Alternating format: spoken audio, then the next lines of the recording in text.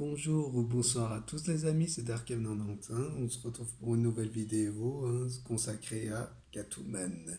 Pour les 80 ans du personnage qui sort c'est pour cette année.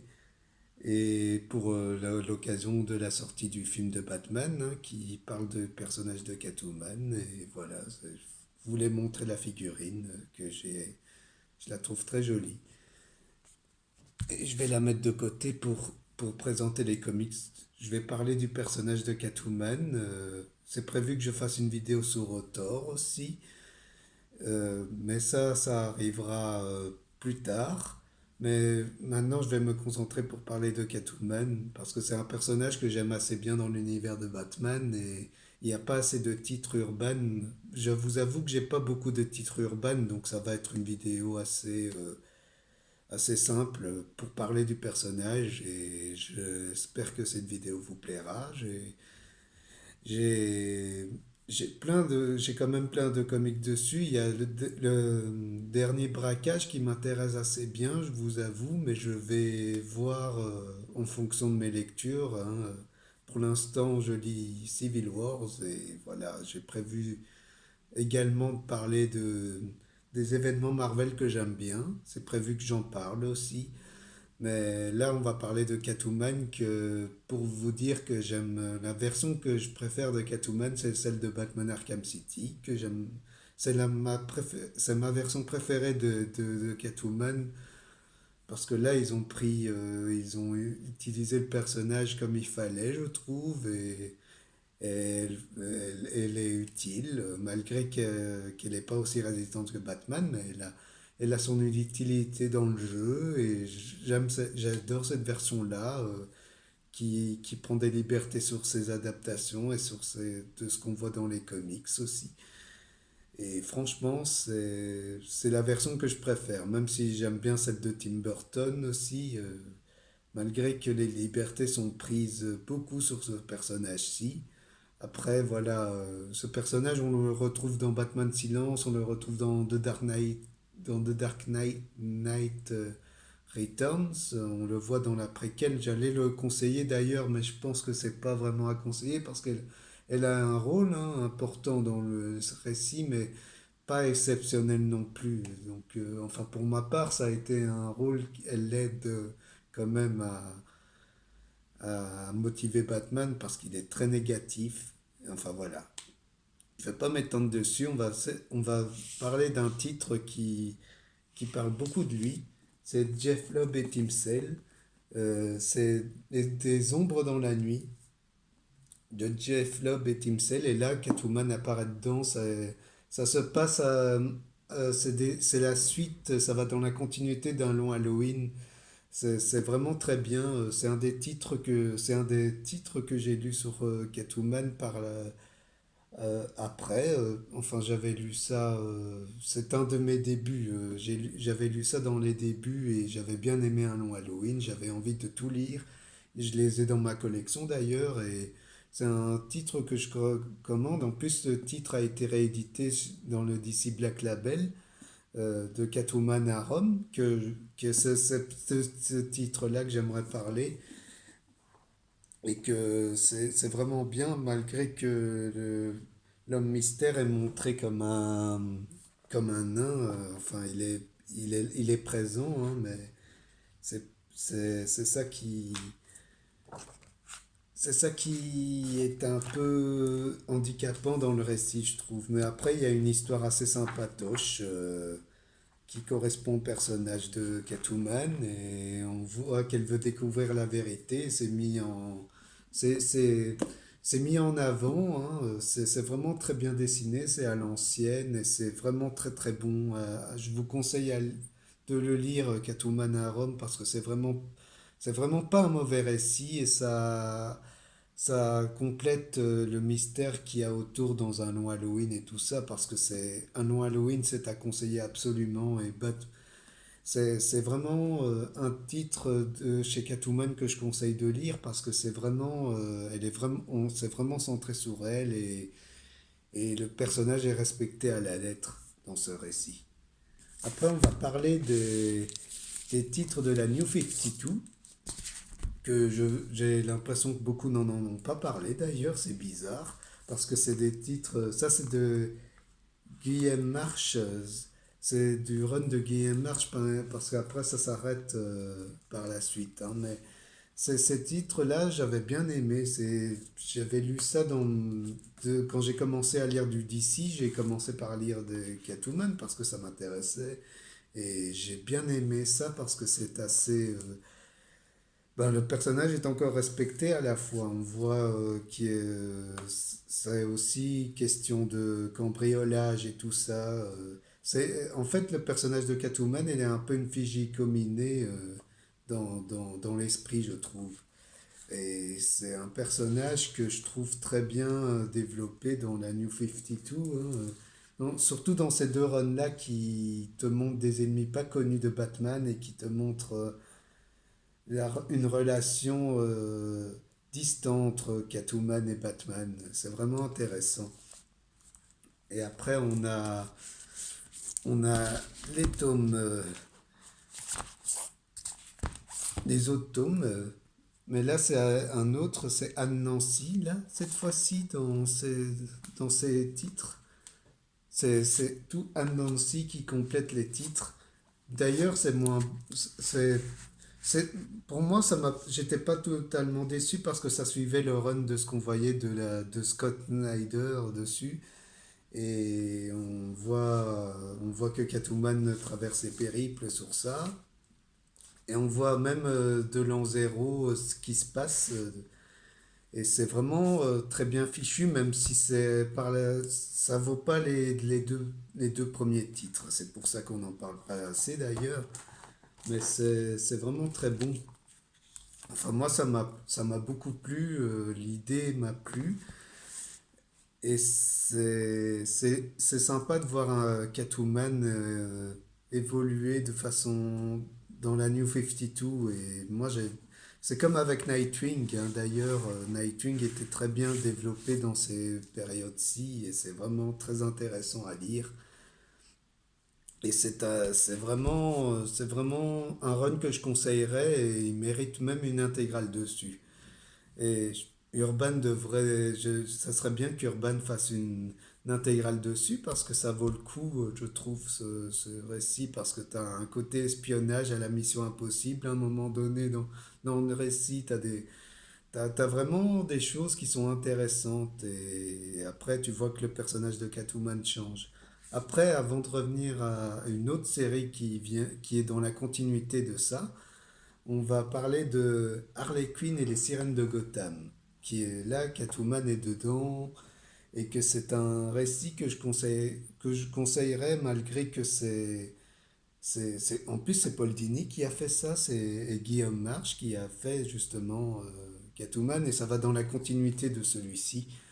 Et là, c'est bien sûr, ça parle d'Harley Quinn qui est mise en avant, hein, on voit l'homme mystère encore une fois, hein, et et on voit vraiment, comment on voit vraiment la relation entre les trois femmes, parce qu'elles sont potes, hein, enfin elles sont amies, avec Poison Ivy, Catwoman et Harley Quinn, elles sont potes, elles sont copines, malgré qu'ils n'ont pas les mêmes, elles sont différentes.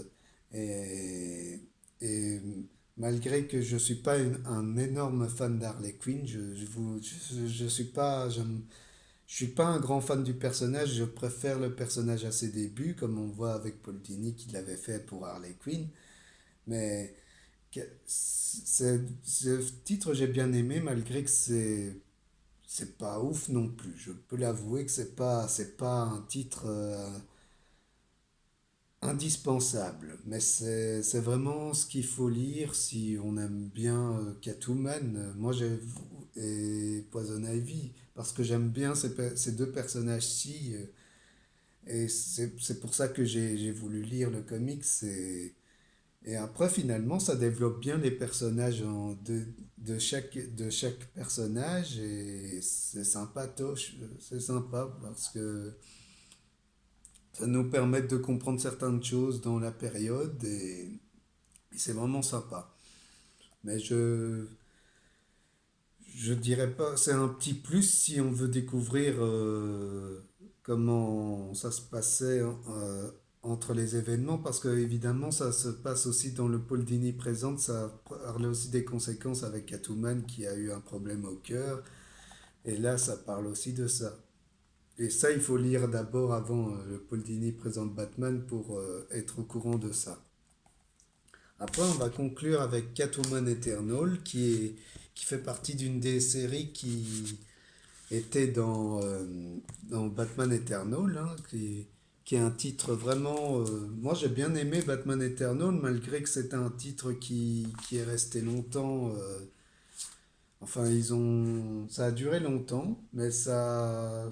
J'ai bien aimé l'intrigue que ça donnait, tout ça, malgré que ça a perdu en épaisseur par moment, mais après ça a gardé un certain suspense et ça... Après on voit que les révélations sont là, ça avait un aspect détective que j'aimais bien de chez Batman et c'est ça que j'aimais bien. Et là, Catwoman Eternal, ça se concentre sur elle et là c'est... J'ai l'impression que ces titres-ci ont voulu changer la donne du personnage. Ils ont voulu donner un côté mafia très intéressant sur le personnage de Catwoman. Et bien ils ont voulu en faire trop, avec ça, il y a un truc qui me vient par rapport à sa relation. On la voit qu'elle change de relation, elle est attirée par les femmes ou quoi. On la voit à un moment donné et j'ai l'impression que ça en faisait trop sur ça, parce qu'il y a une personne qu'elle rencontre et qu'elle en parle. Franchement, Catwoman Eternal, je trouvais que ça...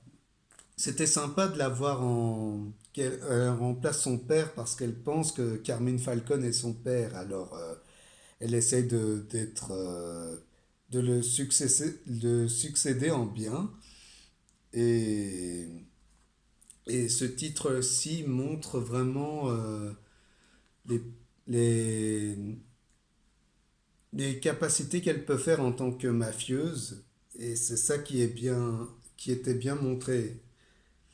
Et d'ailleurs, ça mérite aussi une intégrale. Après, il y a Catwoman Selena Kyle, que je n'ai pas lu, qui fait suite à ça, mais je, je ne sais pas.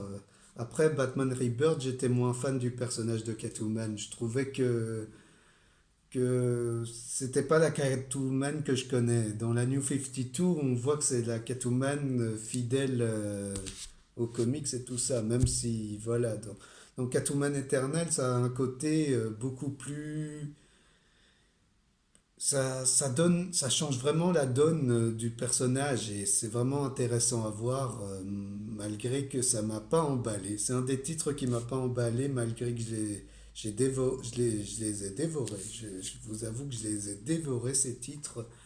Mais après, j'ai trouvé que ça racontait rien au personnage et ça aurait mérité plus. Après, j'ai pas continué mes lectures sur le personnage de Catwoman, mais j'ai trouvé que, comme je l'ai dit dans Batman Rebirth, j'étais moins fan du personnage de Catwoman parce que je trouvais qu'elle est... Non, il y avait des trucs que je suis vraiment... pour Batman Rebirth, je suis pas fan du tout de ce qu'a fait Tom King. Et c'est pour ça que je n'ai pas continué. J'ai pas été emballé par le run de Tom King. J'ai préféré Detective Comics à côté qui était beaucoup mieux. Je trouvais qu'il y avait beaucoup plus d'ambition, qu'il y avait beaucoup plus d'envie de faire des choses, plus d'envie d'être ambitieux, malgré que ça n'a pas continué, mais je m'attends à avoir un intégral qui sortira un jour pour me les relire avec plaisir parce que Batman Detective Comics c'était un des titres chez Rebirth que je conseillerais absolument. Et voilà, hein, malgré que j'ai pas tellement de comics sur Catwoman, je trouve que le personnage de Catwoman a été bien... elle a été beaucoup plus été adaptée en différentes adaptations, hein. On peut dire aussi dans le Catwoman 2, dans la série animée aussi, qu'elle est aussi... J'ai des bons souvenirs que c'était un personnage assez bien fidèle de ce qu'on voyait dans le Batman de Burton, hein, parce que ça suit un peu ce qu'a fait Burton pour ses films, hein, les films de la série animée. Et après, que dire, Catwoman est une femme qui est indépendante d'elle-même, elle aime bien se débrouiller, elle a envie de connaître les vérités, et c'est ça qui donne charme à son personnage. Elle a des origines qui restent mystérieuses, mais c'est ça qui donne de l'intérêt pour le personnage, je trouve, parce qu'elle a...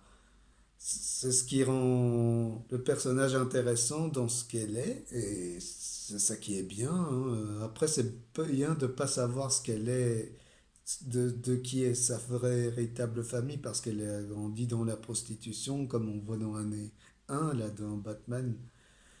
Et c'est... Enfin, elle a eu une vie de merde, elle était orpheline, elle a pas eu une vie intéressante, elle a choisi d'être cambrioleuse et elle utilise son charme de femme fatale pour arriver assez bien. Et c'est un personnage ultra...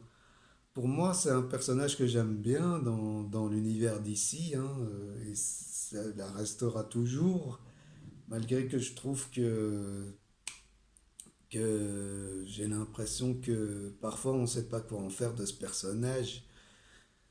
Et voilà, voilà, c'était ma vidéo sur Catwoman. J'espère qu'elle vous a plu, hein, et ça a été un plaisir de revenir après des années d'absence. Et en tout cas, on se verra pour d'autres vidéos. J'ai prévu plein de choses, mais ça prendra son temps, hein. Mais en tout cas, c'est un plaisir de parler de comics et de personnages que j'apprécie. J'aime bien faire ce genre de vidéos parce que ça me permet de décortiquer ce que j'aime bien du personnage, parce que c'est ça que j'aime bien faire. J'aime bien parler du personnage en lui-même et parler après de ses adaptations et tout ça, parce que j'aime bien faire ça aussi. Et je vous remercierai jamais assez pour le soutien que vous me faisiez, et ça a été un plaisir.